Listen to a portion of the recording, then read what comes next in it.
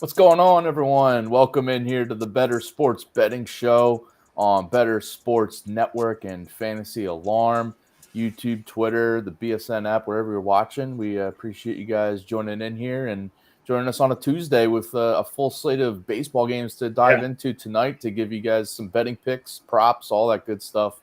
I got Jon Impemba with me here. What's up, John?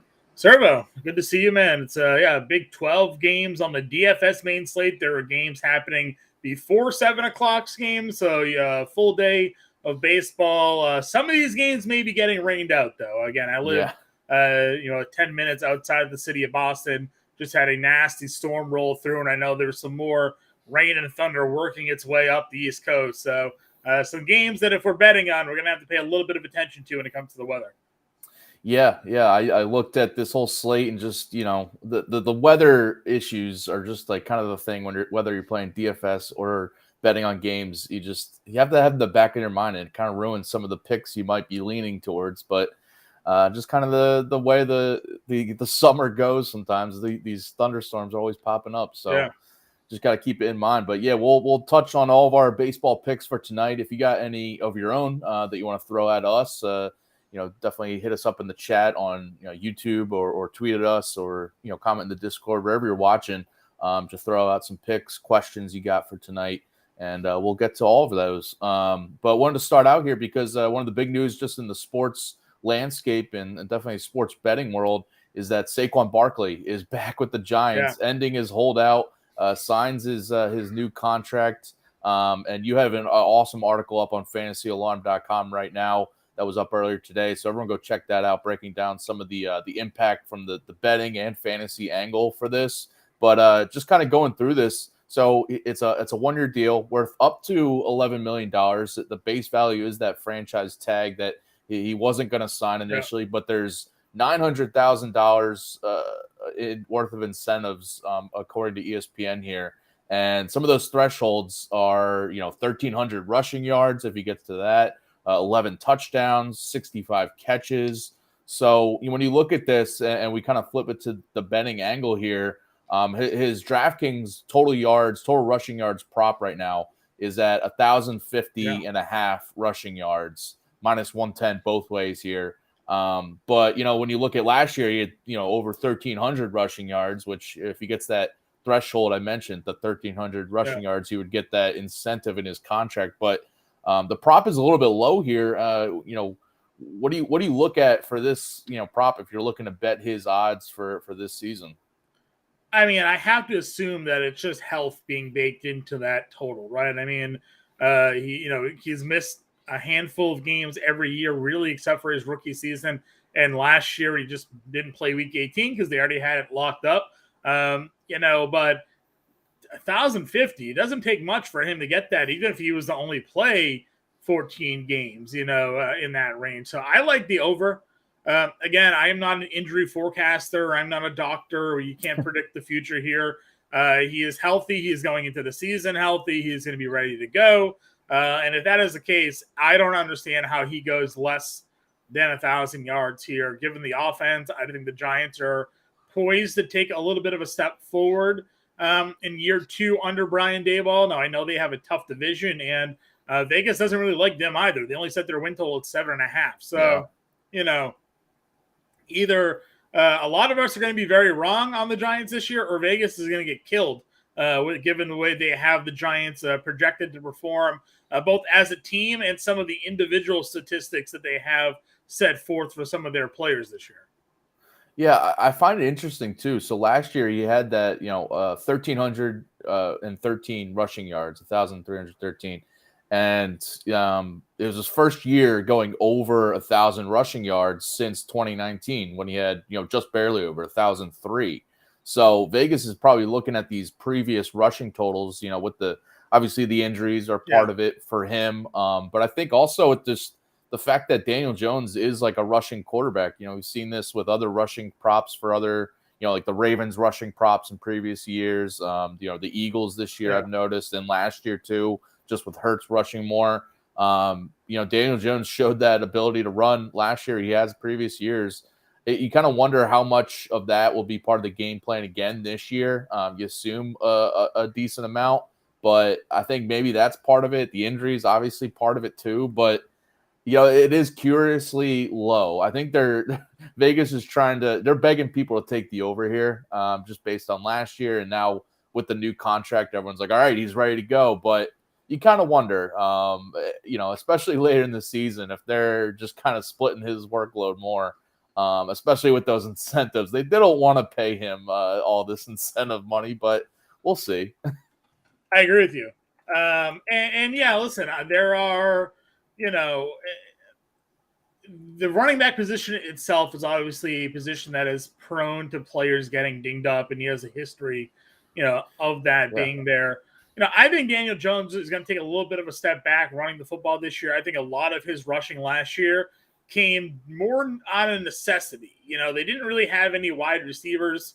The ones they did have really weren't performing. They were way down on their depth chart, having to reach for guys like Isaiah Hodgins and Richie James, who were 5'6" on their depth chart that had to be thrusted into starting roles here. Their offensive line was good, not great, and a lot of that time led to Daniel Jones having to move about the pocket, scramble around. Because like you said, Daniel Jones ran for 700 yards last year, but Saquon still got 1,300. So I really don't think necessarily Daniel Jones is going to be something that prohibits Saquon Barkley from getting those numbers, because if you just do is like per 16, per 17 game averages over those years where he only played 13 or 12 games, he was well on pace to go over the 1,000 yards. He's that good of running back. The talent is never a question with Saquon Barkley. It's just, can he stay on the field? The injuries have been different injuries all the time too. He had an ankle, like a reoccurring ankle injury where like 3 separate instances he had somebody like just step on his ankle, right? Like nothing that he did himself to turn the ankle, just unfortunate circumstances there causing problems 2 years ago. So yeah, listen, again, I think it's pretty low. And if you're looking at some NFL futures, man, there are some pretty low numbers there. And, I do the Prize Picks article. You do the Underdog Fantasy article. Over there, you kind of get a little bit better of your bang for your buck because, for example, DraftKings Sportsbook, you can't parlay player props. But so like minus 110, locking your money up for Saquon for a full season doesn't really feel like the best payout. But if you go over to Underdog or Prize Picks and you pull the Saquon number out there with another pretty low player prop, I've been looking at Cam Akers at 725 and 750 rushing yards, and I'm like, that feels far too low. He needs to run for 30 yards a game to hit the over on that if he's to have the job all year. Seems pretty doable. Well, now you can pair that up with a Barkley in Prize Picks or Underdog and go get 3-4x your payout, depending on how you want to play it. Yeah. Some sites like RT Sports, they can give you a 40x return. So, it all depends on how you want to get there. But bang for your buck, if you're looking to lock something up for a full NFL season, there's good returns here on some of these player props out there. Yeah, if you want a really good return, Saquon Barkley plus 1,500 to lead the league in rushing yards over on DraftKings too. The 5th shortest odds behind Nick Chubb at plus 450, Jonathan Taylor and Derrick Henry at plus 650, and then Bijan Robinson at plus 1,000. You're kind of, betting against those other guys too, but also bet if you want to bet on Saquon, playing pretty much a full season, going, having a better year than last year or just about that, but it still is good enough to lead the league in rushing. I think that's an interesting way to go. BetMGM has him plus 3,000 for Offensive Player of the Year. Pretty much the NFL, only quarterbacks win MVPs, and it's wide receivers and running backs to win the Offensive Player of the Year award. The last time a quarterback won the Offensive Player of the Year award was 2019 with Patrick Mahomes. Since then, it's been wide receivers and running backs, Derrick Henry, Cooper Kupp, Justin Jefferson, that crew there. So if you're willing to bet on Barkley at the plus 1,500, you might as well also throw some money at BetMGM plus 3,000 to win the Offensive Player of the Year, because Derrick Henry won it when he led the league in rushing there. Good opportunity probably for Saquon to lead the league in rushing. Would definitely get double-digit touchdowns. We know what his passing game involvement would be. Plus 3,000 to win the OPA could be a spot. Yeah, and you mentioned the Giants win total at 7.5. Vegas has it on DraftKings Sportsbook. And the over is plus 100, under is minus 120. So even leaning towards the under there is the juice. I find that very interesting because I don't think, we were tracking this previously with the Saquon holdout going on. And now that he's officially signed it back, this win total hasn't moved. So maybe they're expecting him back, but just kind of goes to show that like a running back signing a contract and back, even a star like Saquon doesn't really move the win total much for the Giants here, which I find very interesting because if he does miss a game or two, I don't think it's going to impact whether they are, projected to win or lose whatever game, because they have operated without him at times, and running backs are like that in the NFL. So it feels like only quarterbacks, move lines when it comes to win totals. So exactly. So yeah, I'd probably lean the under here. I mean, this is a team that made the playoffs and won a game in the playoffs. I find it very interesting that the under 7.5 is kind of like the juiced favorite here. Because the thing is, you got to look at their schedule, right? They already play in the NFC East, so they have to go out, beat the Eagles, beat the Cowboys. They can probably beat the Commanders. I'm not really high on them. No. But then they go and face the AFC East, where they have the Patriots, they have the Bills, the Jets, and the Dolphins.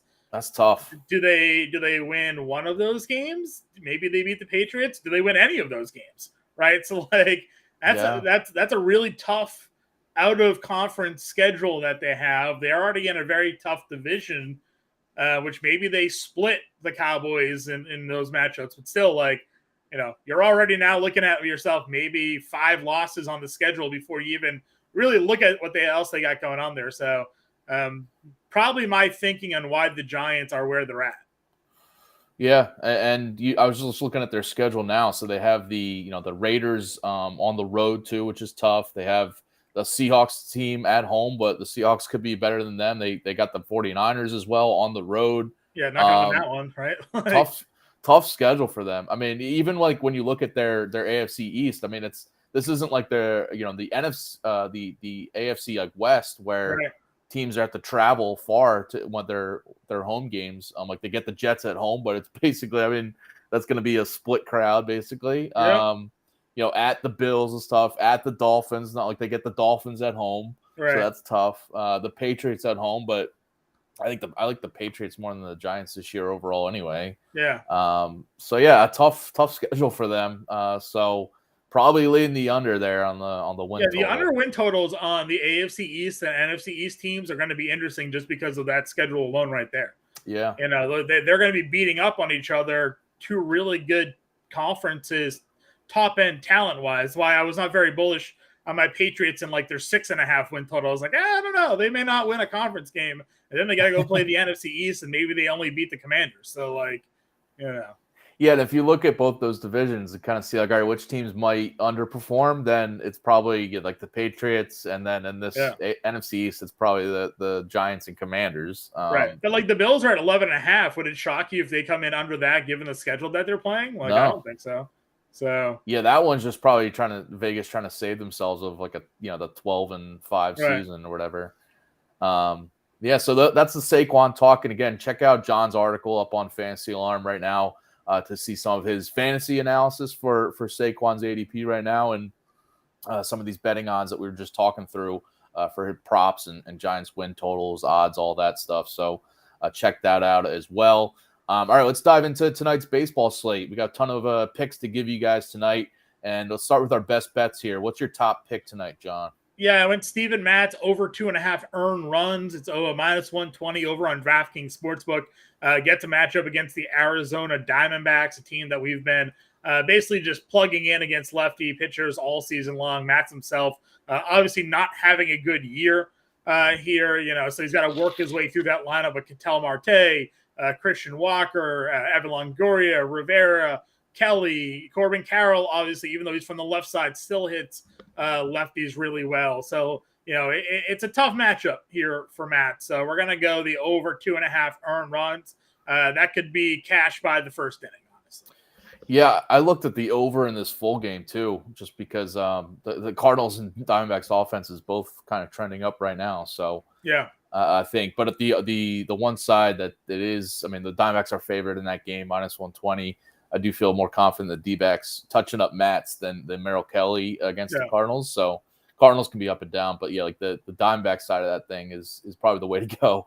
Yeah. All right, my best bet for tonight, I'm going with the Taijuan Walker over 4.5 strikeouts, -135 on BetMGM. Over in, this is a low strikeout prop for him. I feel like this should be a 5.5 possibly, because he's been over this 5+ strikeouts in 7 of his last 8 starts coming into tonight. averaging 6.1 Ks per start here. That strong June and been a little up and down in July, but the strikeouts have still been there. At home here, he's got a 2.76 ERA at home and a higher strikeout rate than at home than on the road this year. At least 5 Ks over this total in 7 of his 9 home starts this season. And he's got an Orioles offense, which has been a little bit down since the All-Star break. Over the past week against right-handed pitching, they have a 243 WOBA, a 195 batting average, a low 6% walk rate, and a high 27% strikeout rate. Also a team that strikes out more on the road than at home this season, if you look at their overall K totals and rates this season. So I like the Taijuan Walker over 4.5 Ks here. Yeah, I don't mind it. Like you said, Baltimore's been trending down. They don't have Cedric Mullins in their lineup, obviously, being on the IL right now. And a lot of their guys, they can hit for some power from the left side, but they're definitely not a contact team from the left side of the plate. So a good split advantage here for Walker. I do like that call tonight as well. Awesome. All right, what else you got riding tonight? Yeah, just kind of going back and forth, and I've been playing a lot of Washington Nationals and DFS. Jeimer Candelario has been one of those core plays for me. They just never price them up there on DraftKings when we play DFS here. So going to go 1.5 hits, runs, and RBIs, minus 135 tonight here in that matchup. Getting the lefty Austin Gomber on the mound feels just like another great opportunity here for Candelario. And really this Nationals offense that just hits, they don't strike out. They just, they put so many guys on base and put so many balls in play that they just sometimes put runs up, and now they're hitting for power, which is something they weren't really doing earlier on this season. Give me Candelario hitting in the middle of that lineup against Austin Gomber tonight over the 1.5 hits, runs, and RBIs. Yeah, the Nationals versus lefties has been a matchup I've been targeting a lot this year because it's just when you think of the Nats, like obviously the record isn't impressive, so you think of like fading them more often, and their pitching is definitely not great, but their hitters against lefties has been a spot to target, like team totals, all that stuff. So over the last month, 30 days, right? They have the 4th highest isolated power number at 212. They're 3rd in WOBA, and they're hitting 284, which is 5th in baseball. So underrated. Ton of power, ton of on base, all against left-handed pitching. And you look at that lineup, you're like, there's no names in this lineup. Like, how are they doing all that? Like, Meneses, Lane Thomas, CJ Abrams is finally coming around. Even as a lefty, he's hitting lefties. Candelario, Stone, Garrett, Alex Call, Kyber Ruiz. I play a lot of Nationals because I can list their entire batting lineup. But they put a lot of balls in play. You can't strike them out, and that leads to big innings against bad pitchers. So give me Candelario tonight against Gomber, man. I have a feeling later on at 5 o'clock Eastern, you're on the MLB DFS live show. I feel like the Nationals might be a team that you might. Yeah, I just need to cross my fingers that the weather holds out for them. Yeah, that's the one holdout here. They're not as bad of a situation as some of the other games they're in, but if the weather models shift just a little bit, Washington is one of the more notorious teams in the major leagues for just banging out games. They're just like, oh, there's some moisture in the air. We'll see it tomorrow for 2. So let's hope that doesn't happen today. Yeah, and I am in the DC area here, and I already know there's expected thunderstorms at some point. It's always like hit or miss whether they pass or whether they're staying for long. So yeah, keep an eye on the weather for that one. But obviously the prop there, if the game doesn't play, then you just get your bet voided, so it doesn't totally matter. Exactly. All right, I'm going with the Cubs here with a couple picks here. I'll go with the Cubs team total first. I'm targeting against Michael Kopech, 4.29 ERA, but his FIP is at 5.89. His expected ERA is at 5.42 right now, and the Cubs have been really good against right-handed pitching since the All-Star break. Top offense in some categories: 409 WOBA, 333 batting average, a 160 weighted runs created plus. And they're averaging 6.9 runs per game since the All-Star break, with at least 5 runs in 7 of the last 9 games. So I like this team total over 4.5 to get those 5+ runs. A key factor here. So they're on the road technically against the Chicago White Sox. Obviously, with the crosstown rivalry there, It's not totally a road trip or anything. And they've been at home before tonight. They've been at home for every game since the All-Star break. So they've been home for the past week and a half and now just kind of staying in the same situation of being in their home city for tonight's game. So not totally a road matchup for them. I like them to keep the bats hot, over 4.5 team total. And then just staying in that game, one guy I expect to be a big part of it because he's been red hot right now, Cody Bellinger, over 1.5 hits plus runs plus RBIs, minus 115 on BetMGM right now. Just, since the All-Star break, he's a guy who's been really heating up, and it's coincided with his trade rumors. We'll see if he's dealt at the trade deadline, if the Cubs want to give him away, or if they're looking to maybe make a push for the wild card. But since the All-Star break, in 10 games, he's hitting .436, 1324 OPS, 5 homers, 15 RBIs, 9 runs scored in these 10 games. He's been over 1.5 hits, runs, RBIs in 9 of the past 11 games, and going all the way back further throughout the whole month of July and into June, 18 of the past 21 games, he's over this prop. So I like how hot he's running, and he's got better numbers overall against left-handed pitchers this year, but still against righties and against Kopech, he's got a righty here, but against righties, 302 batting average, 846 OPS this season. So I like him to keep it going here, help the Cubs team total to go over as well. Yeah, I like that. We played him in DFS last night as one of our core plays there. Great pricing, and came through big time. Another play for me tonight, Ken Waldichuk here. I affectionately called him Ken Waldasuck on the RT Sports video this morning. Over 2.5 earned runs is plus 100. It's even money for a guy that on the season, let me rattle off some of these numbers and let you know how bad they are. This is overall against lefties and righties, by the way. He has a 401 WOBA allowed. They have a 542 slug, a 400 on base. They're hitting over 300 against him. In 23 games, he's allowed 16 home runs. His home run to fly ball, home run per 9 is almost at 2. His xFIP's 5.3. His FIP's 5.9. They have a 352 batting average in balls in play against them. It doesn't matter if you're a righty or a lefty. You absolutely just hammer Ken Waldichuk. So why on earth are the Giants, a team that has guys like Wilmer Flores, who is absolutely smoking the baseball right now, Austin Slater, who kills left-handed pitching, guys like that in their lineup tonight, and Ken Waldichuk, you're getting even money and over 2.5. Like, sign me up. This, if I'm wrong the year today, strike me down, I guess. I don't know. Like, it doesn't, I don't see this one going under the 2.5. So sign me up. Poor Ken Waldichuk, his name just, you mentioned Ken Waldasuck. I know Howard has said Ken Waldayuck. So yeah. He's got that unfortunate name that it just, if he was a better pitcher, then we wouldn't say it. But no, we wouldn't, but he isn't. So we are. So. All right. On my next pick here, I'm going with the Brewers on the money line, minus 145 on DraftKings. I think I looked at the first 5 too, but I just like the full game money line too. Andrew Abbott, 2.10 ERA this year, very impressive, but regression's coming because he's got an unsustainable 95% left on base rate, a 192 BABIP. His FIP and expected ERA are way higher than that 2.10 ERA right now. And the Brewers against lefties since July, since the start of July, 360 WOBA, 215 ISO. This is also the third time they're seeing 2 of those Abbott. Starts came against Milwaukee.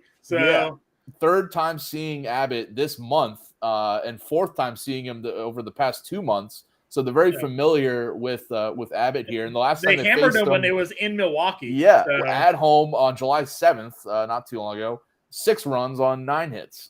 So they had success there. I think back at home for them here, they're gonna do this very similar thing. I just don't see how Abbott has a good outing. And Corbin Burns on the other side, he's just looking more like himself lately. I've been waiting for him to get there. I've faded him at times this year, but 133 ERA over his 4 July starts, a pair of good outings against the Reds too. They faced each other a lot, and Burns has had success there. Also a 2.50 ERA in his 3 starts versus the Reds this year. In his career against the Reds, by the way, 2.52 career ERA versus the Reds. So he's always going out, putting together good outings against this division opponent. And the Reds, since the All-Star break versus right-handed pitching, below average offense. They've cooled down a bit. 303 WOBA, 26% K rate. So I'm looking at the Brewers here. They won again last night against the Reds. Now 9-2 against Cincinnati this year. It just hasn't been competitive. They've dominated the season series. I think they'll keep it going here. So I like them at home, money line. Give me the Brewers.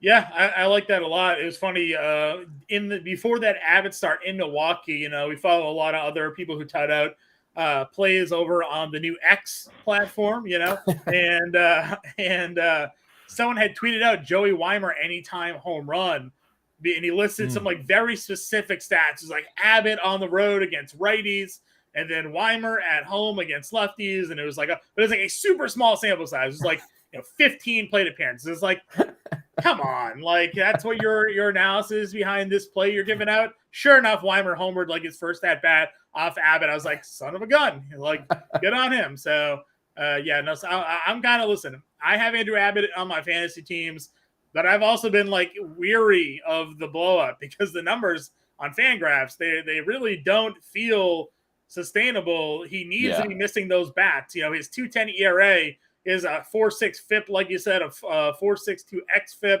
If he's not putting up double-digit Ks, he's going to get some hard contact against. It's not. It doesn't make you feel good about it. I mean, obviously the on-surface numbers have been there, but I look at that blow-up we mentioned against the Brewers not too long ago. A little breaking news here: the Red Sox have made a trade. They have sent Kike Hernandez to the Dodgers.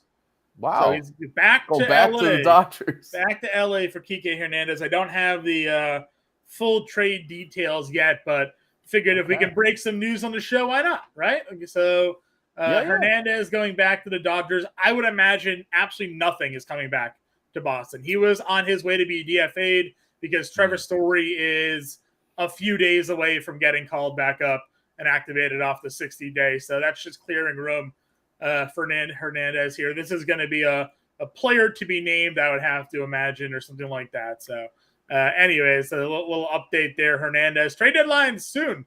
So trades are going to start trickling in over the next week. A week away from today or yesterday. Yeah. Next Tuesday. So week from today. Yeah. So there'll be those trade deadlines will be happening there. Interesting, by the way, because maybe that doesn't move the needle too much, but the Red Sox are one of those teams that seem like they can go either way at the deadline. But do you think this kind of signals that maybe they're selling guys or rather than buying? No, he was a guy that was he was not playing very well. He was a DFA candidate. He wasn't fielding and he wasn't hitting, and they just had guys coming back. So they needed to make a move. If he couldn't find a trade partner, he was going to get released. That's why I'm saying I would imagine the Red Sox just got a player to be named who probably gets DFA'd, right? Yeah. It's not going to be anything of significance here for Hernandez. And I'm not really sure where he fits with the Dodgers, honestly, either. But, a depth bat, I guess, but he's not hitting. So we'll see. Maybe some cash considerations back to it could the be Red cash Sox. considerations. I don't imagine a return here being anything of worthwhile. He leads baseball in negative WAR.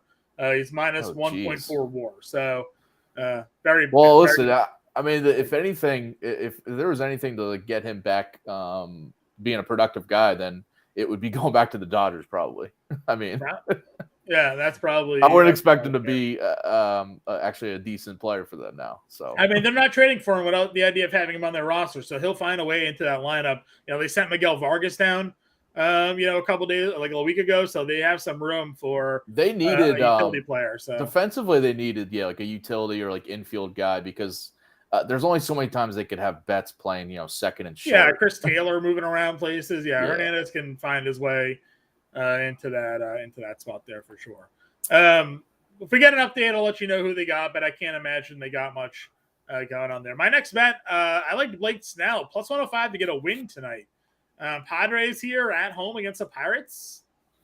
The way Blake Snell has pitched this season, I understand the 7 walks last time out, not his most efficient outing, but I would have to think that the Padres win this game tonight. They're favorites on DraftKings Sportsbook here to get the win.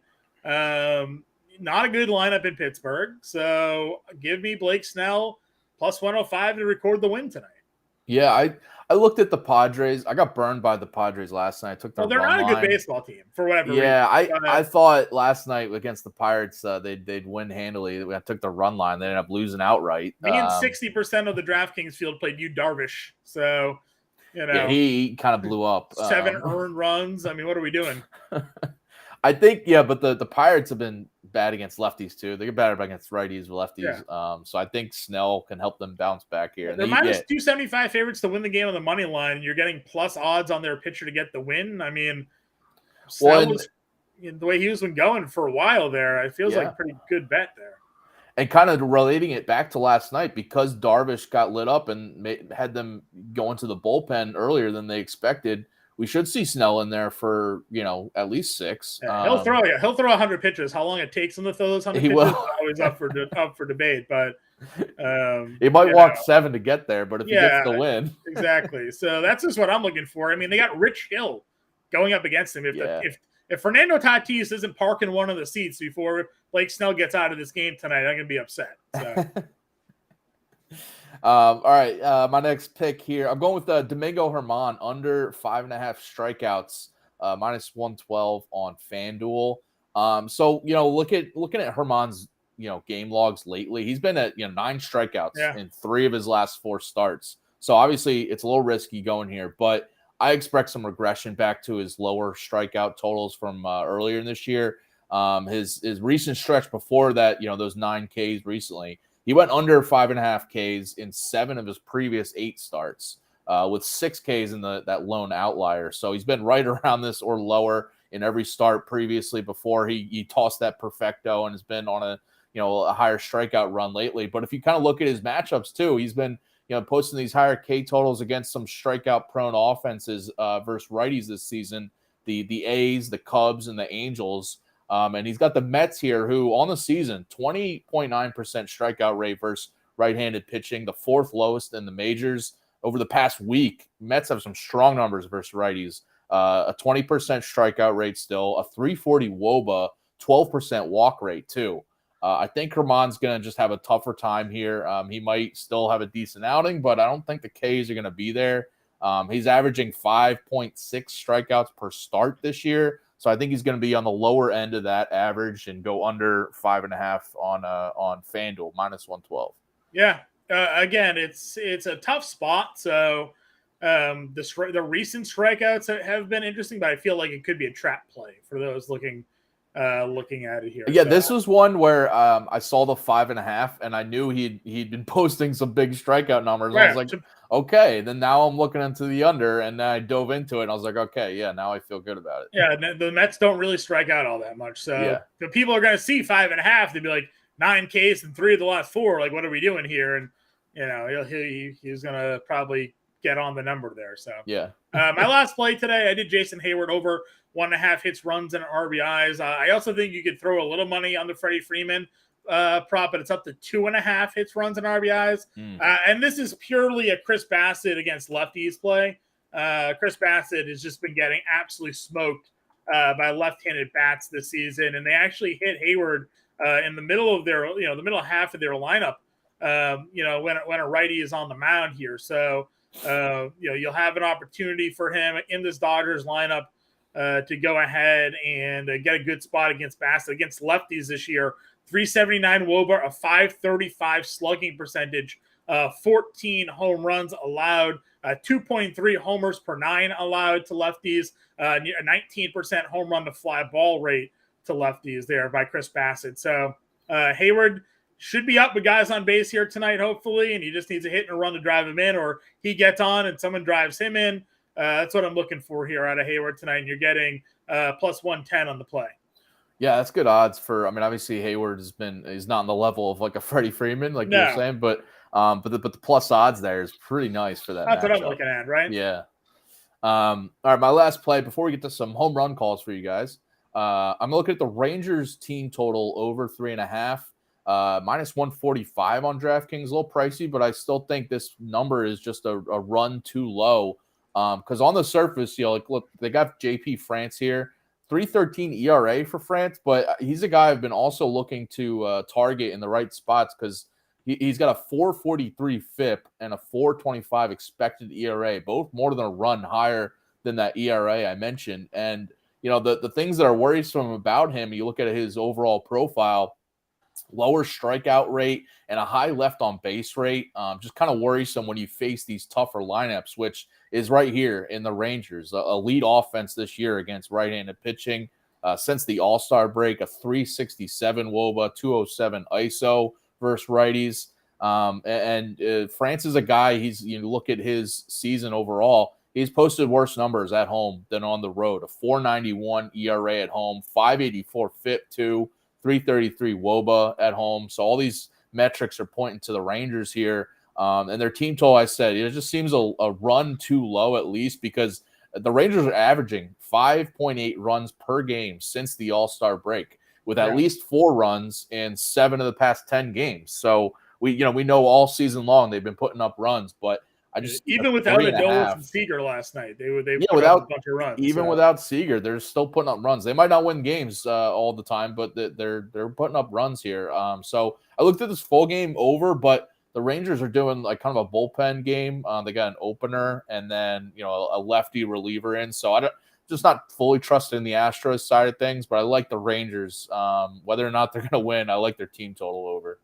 Yeah, I don't mind that. Again, against France today, good opportunity for them. I know France has a low ERA, but again, a lot of guys' underlying numbers suggest that he's really been outperforming this for a lot of. I know most of the season, Grande and I have been like, "Oh, this is the night France gives it up," and then he just doesn't. But I'm with you here. Well, this might be the night against the Rangers. It's toughest matchup yet. Exactly, might be the night against the Rangers for sure. Zach Nato just scratched tonight from the Angels lineup, just for those who are looking at Angels props here. So you never know. Scratch hug. We got the hug warnings, right? And hug watches and scratch alerts. Right? Is that a scratch because of a injury or because of a trade, possibly? Who knows? I feel like they wouldn't trade Zach Neto. They can't be trading Zach Neto. Yeah. Back scratch due to back. So, okay. And Chris Bryant plays in the DL with a fractured finger. So we're giving you all the updates you guys may need to know here for tonight. I haven't seen any return yet for the for Kike Hernandez. I don't think we'll see it for a bit, honestly. Again, they're nothing. They're getting nothing for him. Yeah. So just getting him off the team and opening up a 40-man roster spot. That's all they did. Yeah. What do you got for your home run call tonight? Yeah, so those are our picks for tonight. Let's do our home run calls. My home run call tonight, Josh Naylor, plus 400 on DraftKings. He's going against Zach Greinke here, who has allowed 12 homers over his 9 road starts, a 7.42 ERA on the road, and against left-handed hitters, he's allowing a 3.27 batting average, 5.52 slug. Worse numbers against lefties than righties this year. And Josh Naylor here, 11 of his 15 homers this year have come against right-handed pitching. Got better overall splits versus righties as well. Over his last 15 games, he's hitting well. 351 batting average and 5 homers in those 15. So I think he's going deep here. Plus 400. I like it. I looked at a couple guys, lefty hitters from the Guardians rather. But plus 400 on Naylor with his power and how hot he's been at the plate. I like it.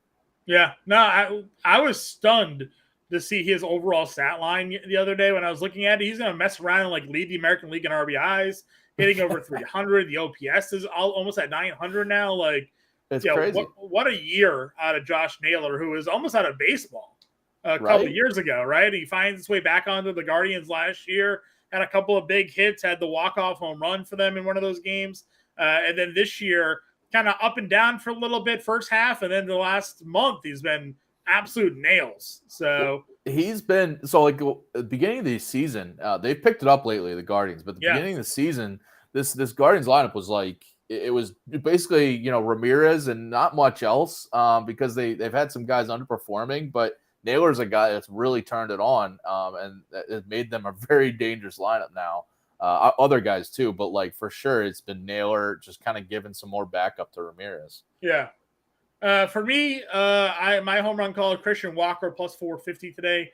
Again, going up against Mats. This guy is just tons of power against left-handed pitching. 272 ISO, 850 OPS, 506 slugging, 359 WOBA. on the year against left-handed pitching here. He's got 6 homers on the season against left-handed pitching. So get homered yesterday. So give me Christian Walker plus 450 on the homer today. I like that, pairing it with your best bet and fading Steven Matz. Yeah. Yeah, I like the correlation to a lot of my plays. So. Yeah. All right, so those are our home run calls today. Appreciate everyone tuning in here. By the way, coming up next, I mentioned at 5 p.m. Eastern, John's pulling double duty with James Grande doing the Quick Pitch MLB DFS live show. And then at 6 p.m. Eastern, with the Alarm Fantasy Baseball podcast with Matt Sells and Colby Conway talking about some trade stuff going down and around the league, trade rumors. And then 7 p.m. Eastern, Campus to Canton with Felix, Chris, and Matt. So you can get some football talking, some college football stuff. Love that. And by the way, if you haven't already, go get the Fantasy Alarm Fantasy Football Draft Guide that's up right now. We mentioned John's article on Saquon Barkley, which is free for you guys. But a number of articles coming out. Yesterday we had Andrew Cooper talking about what he's got coming out with his tight end draft strategy, all that good stuff. So you can go get that, get it for free with the All Pro subscription if you have that, but $26.99 as well. But with the All Pro subscription, you can get a free 7-day trial for that if you go to fantasyalarm.com/draft guide. So definitely go check that out. Yep. But yeah, coming up after us, we got the DFS live show with John and James. So stay tuned for that to get your daily fantasy lineups in. But good luck with all your bets tonight, John. Been awesome. Yep. Hopefully, we'll do it next week. Trade deadline the rain day, holds right? in some of our games tonight. Yeah, well, listen, we'll have a big show next weekend with the trade deadline going on. So we'll have a lot. I know, yeah. A week from today, we'll have a bunch of trade. Yeah, 4 p.m. Eastern, we'll be like crazy. Yeah, we'll be going live right as the bell rings, right? So we'll have some stuff to talk about. Yeah. All right, everyone. Appreciate your views today and your listens. Always appreciate it. But yeah, tune in tomorrow at 4 p.m. Eastern. Howard Bender and I will be giving out more picks for you guys for Wednesday's slate. But good luck tonight, and we'll see you later.